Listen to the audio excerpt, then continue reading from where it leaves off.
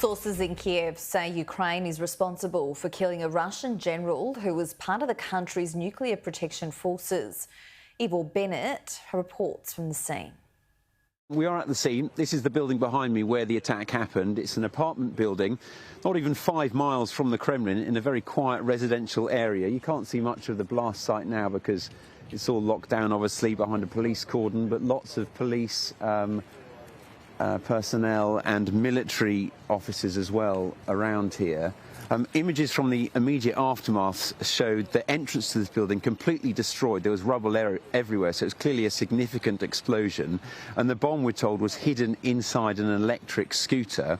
The target of this assassination was a man called Igor Kirillov, Lieutenant General Igor Kirillov, a senior figure in the Russian military. He was in charge of Russia's nuclear, chemical and biological protection troops. They are the forces that are deployed when there's been some kind of contamination, radioactive contamination, for example, who are tasked with protecting Russia's ground forces that are operating in any extreme conditions. And he was killed, we're told, alongside his assistant.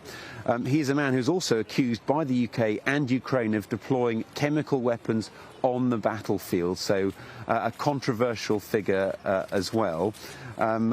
His death is significant because he is the most senior Russian military figure to be assassinated inside Russia since the start of the war in Ukraine. Now, Ukraine has not claimed responsibility for this formally, but Reuters news agency is reporting that they are behind it, specifically the SBU, Ukraine's security service, and they are reporting that, citing a security source.